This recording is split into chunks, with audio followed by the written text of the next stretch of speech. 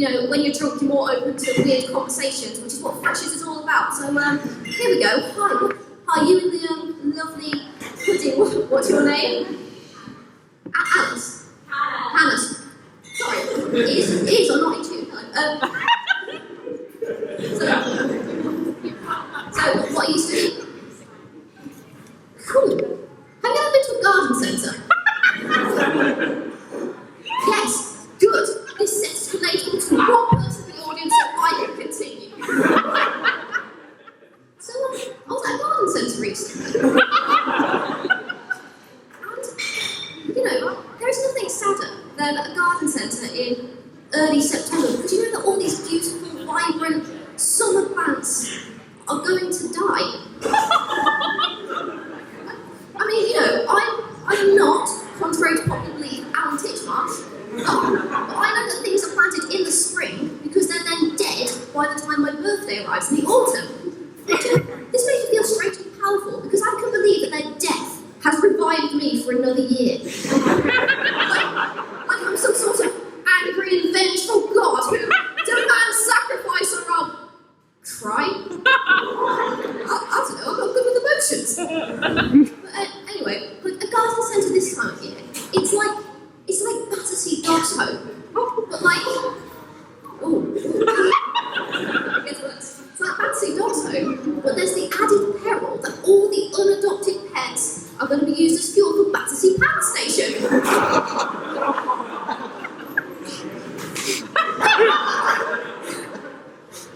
So, yeah, it didn't help that this garden centre was in a kind of warehouse where they usually find the body. So, the plants looked even more desperate. And, I did actually feel really sorry for them, because I thought, these beautiful plants with all their hopes and dreams, what they wanted to be, what they wanted to grow up to be, it's taken from them. I knew they were going to die. Did they know they were going to die? Probably not, because I personified them for comedic effect.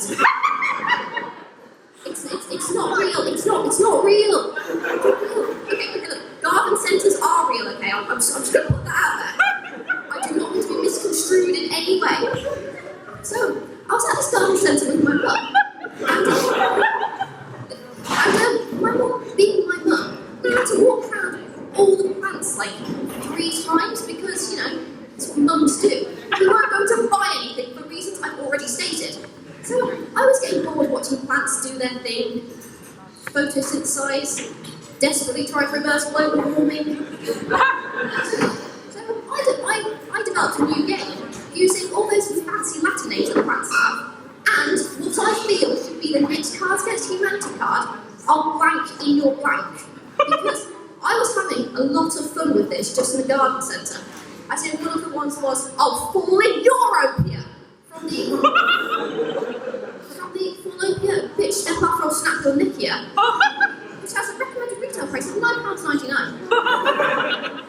But I was having great fun with this in the garden centre, until I shouted across the garden centre, I'll dig in your entrap!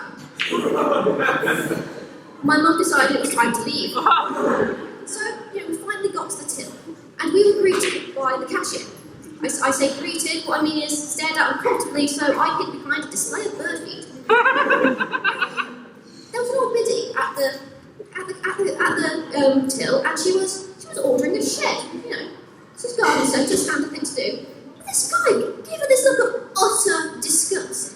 It's the kind of look you'd give if you ordered soup at a restaurant and were instead presented with a box of lit fireworks.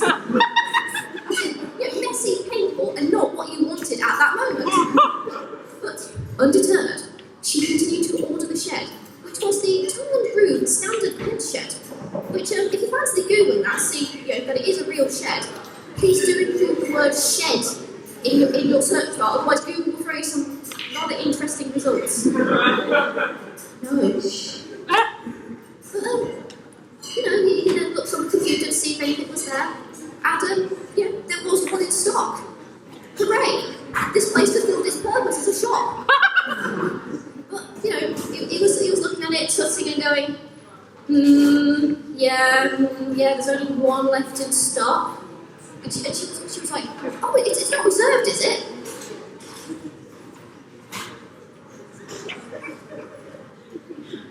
No. Oh, can I order it then?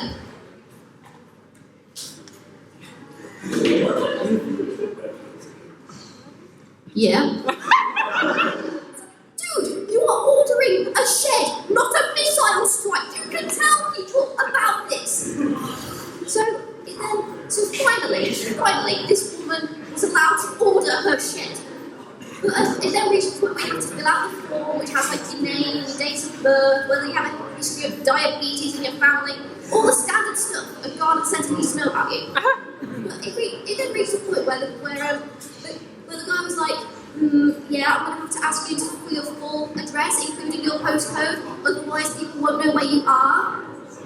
Like, okay, I know because I was a sad and lonely child that postcodes were introduced in Britain between 1959 and 1974.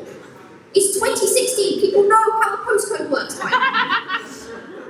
Then again, we joined the EU in 1973 and people still haven't bothered to figure out how that works. So, maybe this guy was just being careful. Didn't want to be misconstrued in any way. And ladies and gentlemen, I hope what I'm going to say next won't be misconstrued in any way. You've actually been a really nice audience. I'm going to give it back to Connor now. So.